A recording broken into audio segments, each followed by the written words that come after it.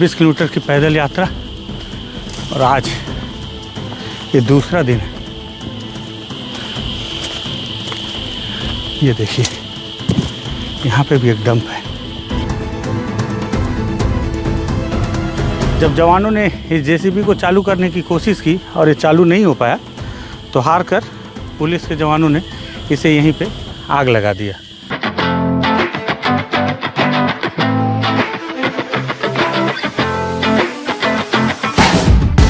हम लगातार पैदल चल रहे हैं और बगल में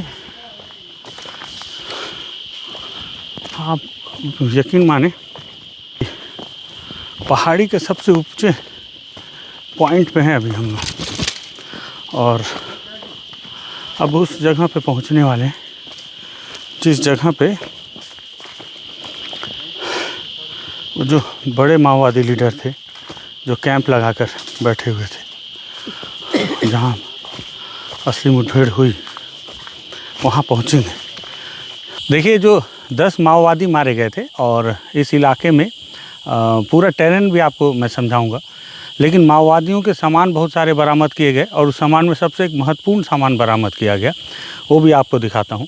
दरअसल माओवादियों ने एक जेसीबी रखा था।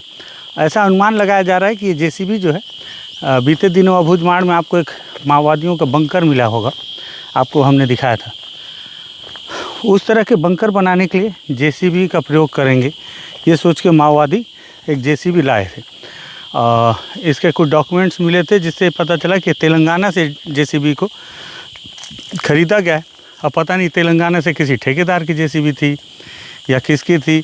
कई दफ़े अंदरूनी इलाकों में काम करने के लिए जेसीबी जैसी मशीनें लाई जाती हैं और उसके बाद जो माओवादी हैं उनके द्वारा इस तरह से कई बार वाहनों को आग के हवाले कर दिया जाता है और कई बार अपने कब्जे में ले लिया जाता है। तो मुझे लगता है कि माओवादियों ने इसे अपने कब्जे में ले लिया था और लेने के बाद जब जवान यहाँ पर पहुँचे तो यहाँ मतलब ये पूरे जंगलों के बीच में पॉलीथीन से ढककर इस जेसीबी मशीन को इतना सुरक्षित माओवादियों ने रखा था कि आप थोड़ी दूर से इसको नहीं देख पाएंगे। लेकिन जब जवान चारों तरफ से इस पूरे इलाके को, ये जो पूरा इलाका है, वो जो सामने पहाड़ी दिख रही है, अंकुर भाई थोड़ा पहाड़ी को भी दिखा दें। वो जो पहाड़ी है इस तरह से चारों पहाड़ियाँ चारों तरफ, जहाँ पे मैं भी खड़ा हूँ पीछे भी पहाड़ी है, ये पूरे पहाड़ियों को जवानों ने घेर रखा था और यही वजह है कि जवानों की नज़र इस पर पड़ी। मुठभेड़ का स्थल जो है वो उस तरफ में। जब जवानों ने इस जेसीबी को चालू करने की कोशिश की और ये चालू नहीं हो पाया तो हार कर पुलिस के जवानों ने इसे यहीं पे आग लगा दिया।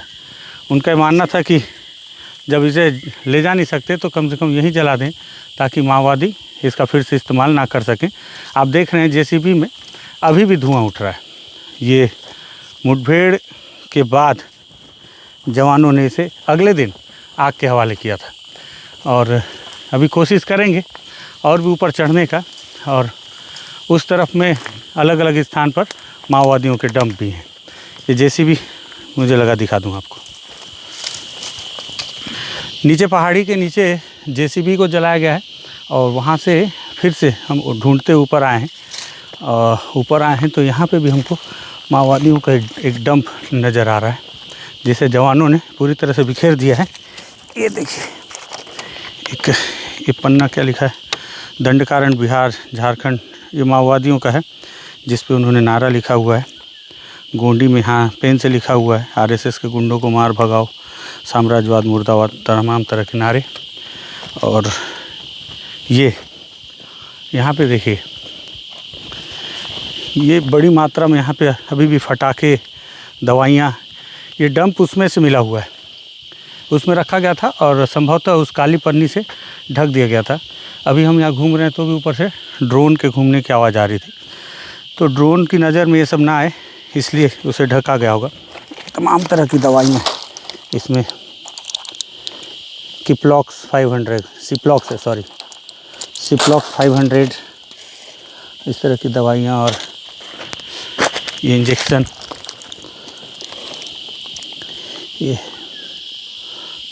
Phosphate injection, sodium phosphate. ये क्या, इसको थोड़ा सा, ये देखिए ये इंजेक्शन है। अभी किस काम में आता है पता नहीं।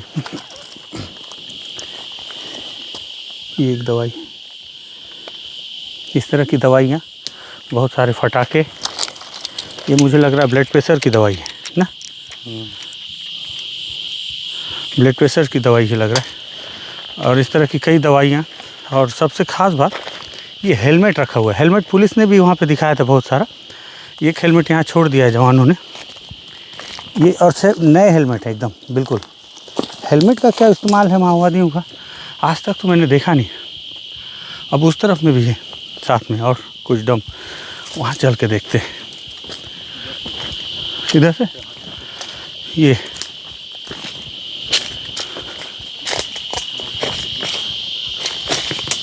यहाँ खोदा हुआ है,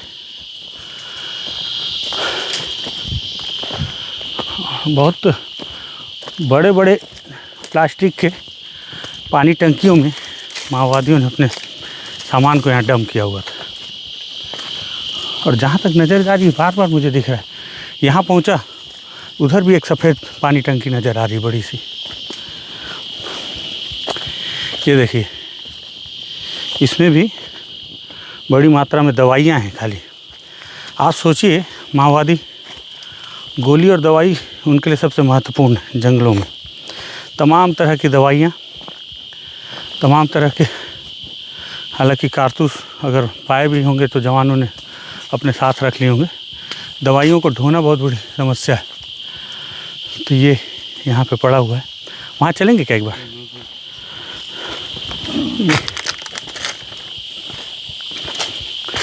40 डिग्री गर्मी है यहाँ। कल की 26 किलोमीटर की पैदल यात्रा और आज ये दूसरा दिन है।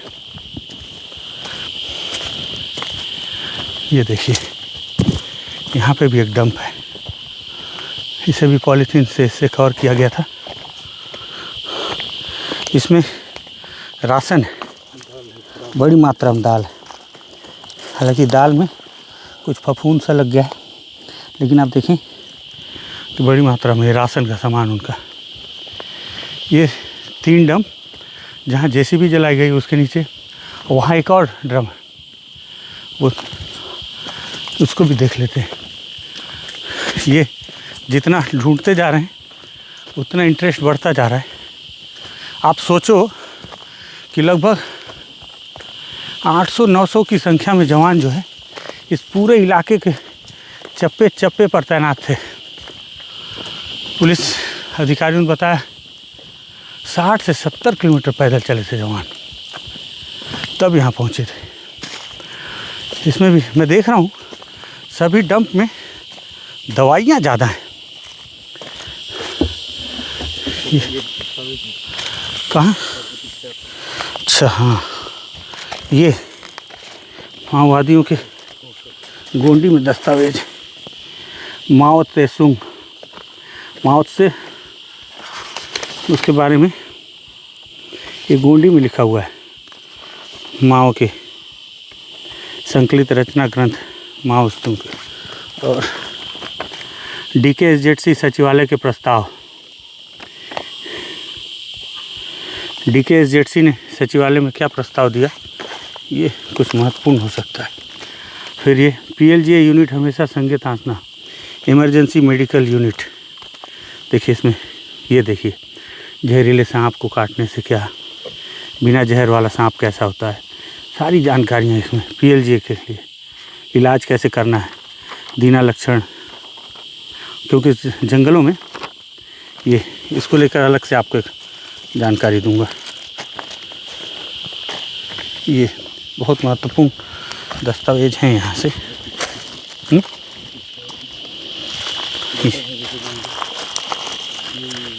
ये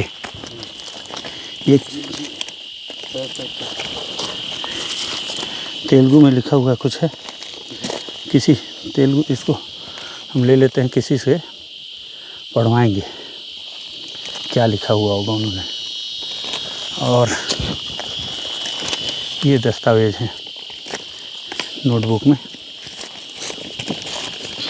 और किताब है तेलुगु में, ये किताब है तेलुगु में, ये पूरी किताब माओवादियों की है, उनसे रिलेटेड तेलुगु में लिखा हुआ है सारे दस्तावेज यहाँ।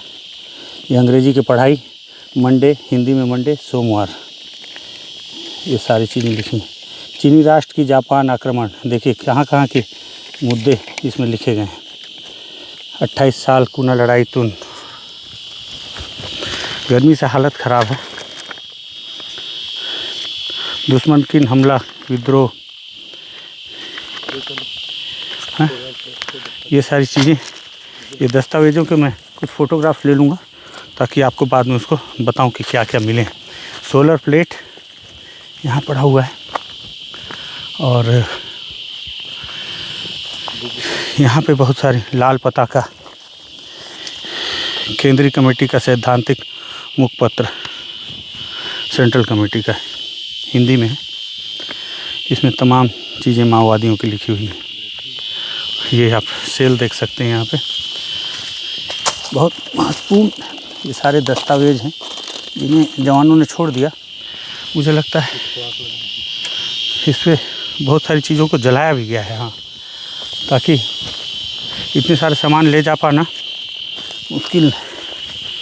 एम्बुश, ये 2012 से 2014 एनुअल पश्चिम रीजन का एम्बुश मुठभेड़ कूना समीक्षा, जो एम्बुश किया गया था, ये देखो इसमें लिखा हुआ है। हालांकि इसका बाकी पन्ना नहीं है। तुरंत अपनी ओर से फायरिंग करने से दुश्मन को नुकसान पहुंचा सकते थे। प्लाटून पर कमांड का कंट्रोल नहीं रहा, कमांड अलग से रिट्रीट हुए और 2 सेक्शन अपने अलग अलग रिट्रीट हुए। ये बहुत महत्वपूर्ण है। पुष्टोला, ये मुझे लगता है इसी का ही है। ये तेलुगु में लिखा हुआ है और गोंड हिंदी में। ये समीक्षा की गई है।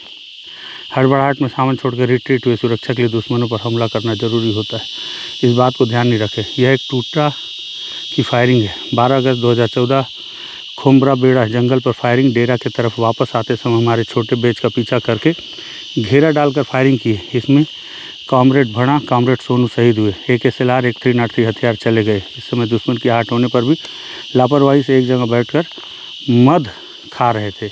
मद खा रहे थे मतलब मद, शराब, मद अब शहद हो, हाँ, मद। दुश्मन दिखने के बाद कमांडर ने कमांडिंग करते हुए सब कवर में जाकर दुश्मन मुकाबला किया। तो ये समीक्षा है। मतलब आप सोचिए माओवादी कितनी बारीक समीक्षा करते हैं अपने अलग अलग मुठभेड़ों की। ये क्या है दस्तावेज, ये DKSZC सचिव बैठक के प्रस्ताव, बहुत महत्वपूर्ण है ये सब दस्तावेज। इनकी तस्वीरें ले लेंगे, पढ़ने का काम आएगा, समझ में आएगा क्या चल रहा है संगठन का। ये तेलुगु में लिखा हुआ है, तो समझ से थोड़ा सा परे। चुनाव बहिष्कार, प्रचार party, poster wall, rating, recce, दुश्मन नेटवर्क, पूर्व चर्चा, दुश्मन नेटवर्क और रेकी पर चर्चा, मिलिशिया, सारी चीज़ें। बहुत सारे दस्तावेज यहाँ पे, बर्तन भी हैं और जला दिए गए हैं। ये भारत देश के उत्पादन संबंधों में बदलाव, हमारा राजनीतिक कार्यक्रम। भारत देश के उत्पादन संबंधों में किस स्तर पर माओवादी अपने दस्तावेज में सारी चीज़ों को नोट डाउन करते हैं। ये देखिए, ये किसी महिला का वस्त्र है जो कि चेतना नाट्य मंडली में वो लोग पहनते हैं, और इसके नीचे ये इस तरह के पिट्ठू हैं, पिट्ठू से सामान निकाल दिए गए हैं। ये कुछ दस्तावेज मिले हैं, आप दिखाएं इधर थोड़ा सा, क्या आप समझें। बहुत ऊंची ऊंची पहाड़ियाँ हैं, ये बगल की पहाड़ी के हम बहुत पास तक पहुंच गए। इस वक्त हम भी बहुत ऊपर हैं, और भी बहुत सारी चीज़ें दिखाते हैं आपको। वहाँ गाड़ी खड़े कर दिए हैं और दूर में आपको दिख रही होगी। मुझे लगा आज बड़ा बेहतरीन होगा आज का ग्राउंड रिपोर्ट। आराम से स्कॉर्पियो में बैठ के राजा महाराजा की तरह जाऊंगा और रिपोर्ट करके गर्मी में आराम से चला आऊँगा। मुझे क्या पता था नदी के बाद जो है मामला वहीं आके अटक जाएगा। लगभग 3 किलोमीटर तक चले हैं और अभी तक सफ़र अभी बहुत दूर है जहाँ जाना। हालांकि कुछ कुछ सामानों के डंप मिलना शुरू हो गए हैं, लेकिन मैं उस स्थान पर जाना चाहता हूँ जहाँ पर अभी तक कोई पहुँच नहीं पाया है।